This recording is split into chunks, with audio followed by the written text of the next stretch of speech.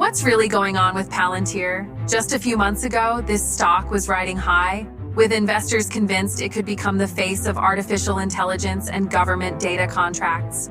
But now, the excitement is cooling fast. PLTR has been slipping, investors are frustrated, and some are even asking the unthinkable. Is this the beginning of the end for Palantir? In today's video, we're going to break down why Palantir stock is dropping, the real challenges hiding behind the hype, and whether this is a temporary setback or a red flag for long-term investors. If you've been watching PLTR closely or even holding shares, this is the update you don't want to miss. Why Palantir's stock is falling now. First, let's look at the most obvious reason: investor expectations. Palantir has been tied heavily to the AI boom, and while the company has made real progress with its AIP platform, Wall Street tends to price in perfection. The moment Palantir's earnings or guidance doesn't fully meet those sky-high hopes, the stock takes a hit. And that's exactly what happened. In recent quarters, Palantir reported revenue growth that, while solid, was slower than what bullish investors expected. When you're trading at a high valuation like PLTR, even a small disappointment feels like a big deal. The problem of hype versus reality. Another big factor is the gap between perception and reality.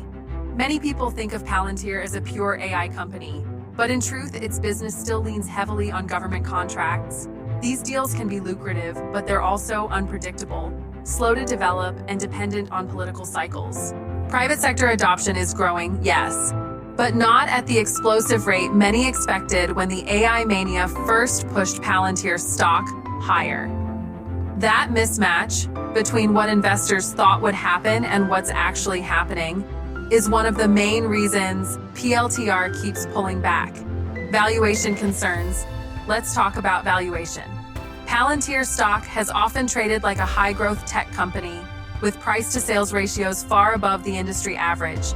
But when the actual growth rate doesn't justify those premiums, investors start rotating out. Think about it. If you can buy other AI-related companies with stronger revenue momentum at cheaper valuations, why stick with Palantir? That's the exact question many institutions are asking right now, and it's one reason the selling pressure has picked up. Competition and market pressure.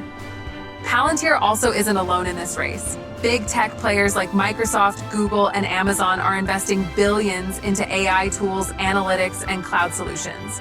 That puts enormous pressure on Palantir to prove it can compete. For now, Palantir does have a strong niche: its ability to handle complex data integrations for governments and enterprises.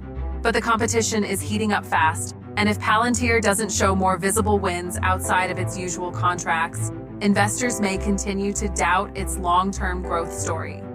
Is this the end or a buying opportunity? Now here's the big question. Is this the end of Palantir, or is this dip just noise?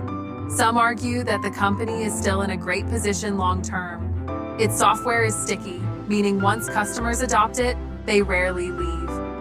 Government reliance on Palantir's platforms isn't going away anytime soon, and its private sector footprint is slowly expanding. Others, however, say the stock is simply too expensive for the level of growth it's delivering. Unless Palantir can accelerate private sector adoption or post consistently higher revenue growth, the downside risk remains. So whether this is the end depends on your time horizon. Short-term traders may be spooked, but long-term believers might see this as a reset point rather than a collapse. Final thoughts, plus call to action.